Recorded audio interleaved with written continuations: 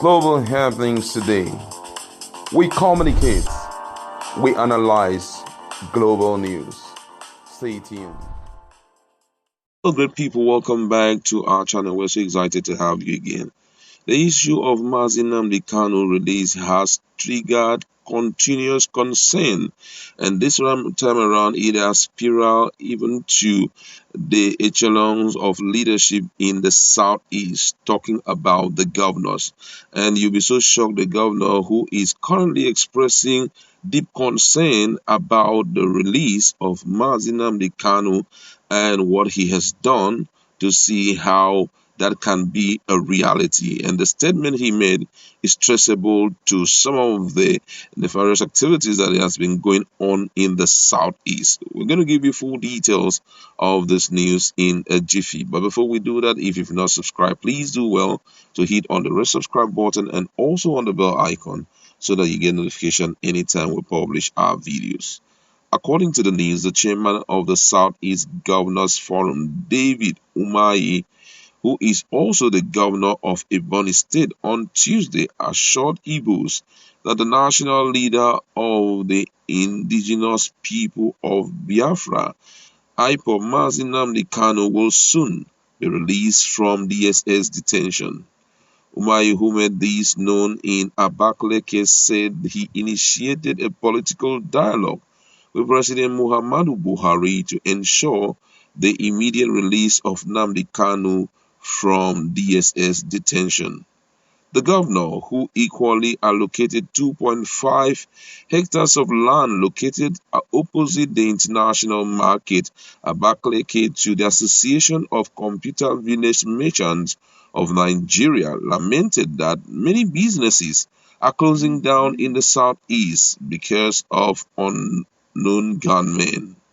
He said since the commencement of activities of UGM, people now prefer to take their businesses to other regions of the country. According to him, he said, why do we still have UGM in Southeast? This is not the first time it is happening in Igbo land.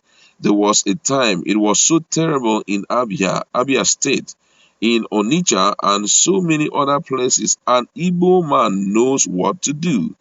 We are coming to the point businesses are moving away from Ali Igbo. For what? I have gone to President Muhammadu Buhari and initiated a political dialogue over our brother Nnamdi Kanu, and that process is on. And I don't see any reason why we should be killing ourselves, fighting our people, making sure that the economy of Southeast is down. Since or some of these people that initiated this sit at home are outside the country, they can never do sit at home one day there because they work 24 hours, and if they do, hunger will kill them there. He noted that the Igbos are the enemies to themselves, pointing out that until the activities of the UGM are halted, the region would continue to suffer economic deprivation and stagnation. Umahi called for a concerted effort towards bringing to an end such inhuman treatment against Igbo by the UGM, adding that he has made with President Muhammadu Buhari towards having a political solution to the continuous detention of Nnamdi Kanu. He asked those insisting on the sit-at-home order to also ensure it is not restricted to the 5 southeast states but to all Igbos across the country and the globe. Governor Umahi called on Igbos to always come back home to invest, adding that such investment would not only develop the region but can boost the economic fortunes of the region. Well, now, on this issue, as much as he's talking about the release, I don't know what they are currently doing. The last time we saw on media the Southeast leaders going out to meet with the president was just only once and it was led by an old man of about 95 years, talking about Amechi, who had been a minister of this country at one time. And many people believe that that movement was strictly fueled by some key stakeholders. But you can hear Umahi also saying that he has also organized a meeting with the president, and is looking at political dialogue that will result in releasing Nnamdi Kanu from the detention of DSS. But the question is, how about the follow up? How much follow up is done matters a great deal. And I was expecting that at one point it will be group by group, because if the same person keep going there to meet him, he may, still give you the same answer. I feel that the governor should have their own forum whereby they meet the president and keep resounding this thing, because whether we like it or not, the continuous stay of the man in detention will keep on disturbing the activities in the southeast. Now, there are a lot of people who are, though for them, they are only interested in, Biafra agitation. They are working hard to see that they, you know, get Biafra by all means. And they know that the only person, Assad, then that was pushing for this Biafra agitation and was doing something visible that can bring, independence to the people, was only Nnamdi Kanu. Today, he's no more. In other words, he's not outside detention. He's in a detention, and being in a detention, everything has been slow paced. All what we are hearing is quarrel here, quarrel there, fighting here.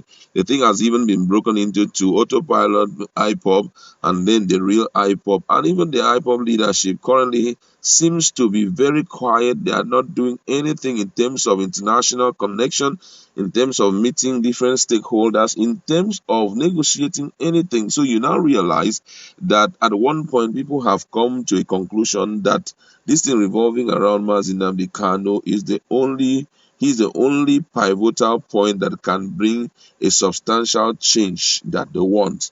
And with that in mind, you see different groups coming up and telling you, until you release our leader Nnamdi Kanu, we will continue to trouble the peace of the southeast. And it has not ended. We've seen myriads of persons. Some of them comes to the media, some do not come, and these people just die like that. You understand? And it's not that these other guys who are doing this are actually IPOB members. They call themselves UGM, and they have been inflicting pains on the Southeast. I feel that the Southeast people need to come together, especially the key leaders, and decide on what to do, substantial move to take, to ensure that this whole issue, is being trashed once and for all. If not, the economy of Southeast will continue to dwindle day after day. Now they have brought in, has given out a reasonable number of land to, some persons for computer business. The question is, how would these people do this their business when safety cannot be guaranteed? You understand? Because safety is the key thing in any business. If safety cannot be guaranteed, there is no way they can do the business. So the first thing which must be prioritized most is getting to ensure that you reach a political dialogue with the president and see how he can be released. And there should be continuous follow-up. When there is a follow-up, then the person will be back at one point and will do the needful. We hear the story of a certain woman in the Bible in Luke chapter 18, when Jesus was talking about, prayers. He came to a conclusion that the woman, though a widow, and though he was interacting with a judge who does not even love men, neither does he fear God, but because the woman had wearied him with so much disturbance, he had to attend to the need of the woman. Same is applicable here. If constant pressure is not put on and keep pushing day after day, there is no way these people can give rap attention to this thing. You understand? So I feel that if truly UGM are traceable to carrying out the activities because they want Nnamdi Kanu to be released, then everybody needs to take it serious, so that this can be fixed once and for all. That's where we like to leave it. Go to our comments.